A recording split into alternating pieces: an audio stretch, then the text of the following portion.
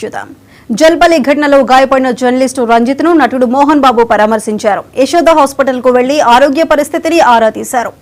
ఈ క్రమంలో జర్నలిస్ట్ తో పాటు అతని కుటుంబానికి క్షమాపణలు చెప్పారు. ప్రస్తుతం రంజిత్ హాస్పిటల్లో కోలుకుంటున్నారు. కాగా తాను ఉద్దేశపూర్వకంగా అతనిపై దాడి చేయలేదని మోహన్ బాబు ప్రకటించిన సంగతి తెలిసిందే.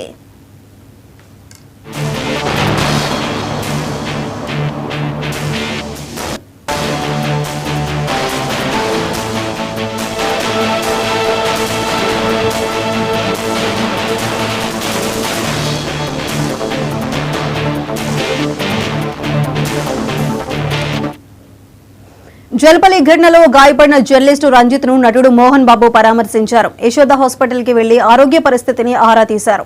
ఈ క్రమంలో జర్నలిస్ట్ తో పాటు అతని కుటుంబానికి క్షమాపణలు చెప్పారు. ప్రస్తుతం రంజిత్ హాస్పిటల్లో కోలుకుంటున్నారు. కాగా తాను ఉద్దేశపూర్వకంగా అతనిపై దాడి చేయలేదని మోహన్ బాబు ప్రకటించిన సంగతి తెలిసిందే. దీనికి సంబంధించి మరింత సమాచారం మా ప్రతినిధి గోపి అందిస్తారు.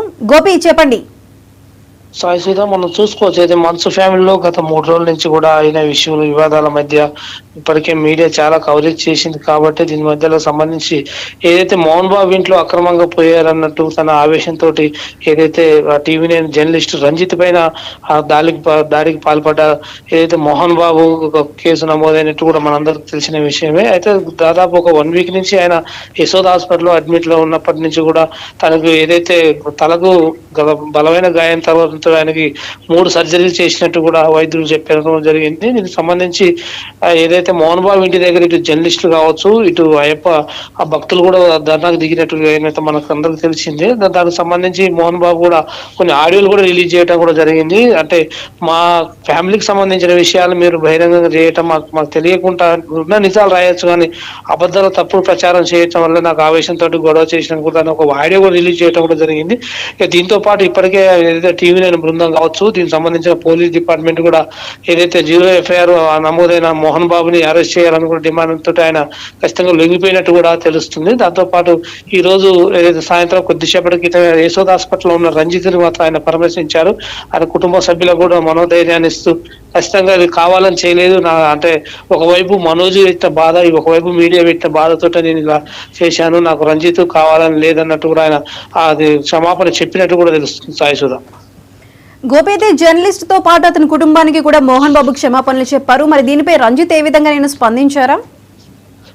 కొద్ది రోజుల క్రితం అయితే మోహన్ బాబు క్షమాపణ అయితే చెప్పలేదు. కాకపోతే ఏంటంటే జరిగిన విషయాన్ని తన ఆడియో రూపంలో వివరించారు. కాబట్టి దీనికి సంబంధించి ఏదైతే మన ఉప్పలకు సంబంధించి సిపి కావచ్చు, ఈయన రాచకొండ సిపి కూడా దాన్ని సీరియస్ గా తీసుకున్నట్టు కూడా తెలుస్తుంది. దాదాపు ఆయన కేసుతో పాటు 2 సంవత్సరాల జైలు శిక్ష ఖచ్చితంగా పడాలని, అంటే జర్నలిస్టులపై దాడి తెలివితే కంపల్సరీ శిక్ష పడాలని కూడా సుప్రీంకోర్టులో ఉన్న ఏదైతే మా జీవోను కూడా వాళ్ళు ముందుకు తీసుకొచ్చినట్టు అయితే కనిపించింది. అయితే కొద్ది రోజుల క్రితం నుంచి కూడా మోహన్ బాబు పారిపోయిన వార్తలు రావడంతో నిన్ననే ట్విట్టర్ లో కూడా ఆయన సోషల్ మీడియా ద్వారా నేను ఎక్కడికి పారిపోలేదు, పారిపోయే వ్యక్తిని కాదంటూ కూడా తను కూడా ఆ మీడియా వాళ్ళకి చెప్పిన అయితే కనిపిస్తుంది. కాబట్టి ఆ కుటుంబానికి కావచ్చు, ఏదైతే రంజిత్ బాధ్యతలో ఉన్న ఆయన కూడా ఖచ్చితంగా క్షమాపణ హాస్పిటల్లో ఆయన మోహన్ బాబు చెప్పినట్టు కూడా తెలుస్తుంది. మోహన్ బాబు తోటి మంచు విష్ణుతో పాటు మోహన్ బాబు ఫ్యామిలీ అంతా తనకు క్షమాపణ చెప్పినట్టు కూడా తెలుస్తుంది. సాయిసుధ, గోపి, అయితే యశోద హాస్పిటల్లో ఆరోగ్య పరిస్థితికి సంబంధించి రంజిత్ కి ఎటువంటి భరోసా ఏమని కల్పించారు మోహన్ బాబు?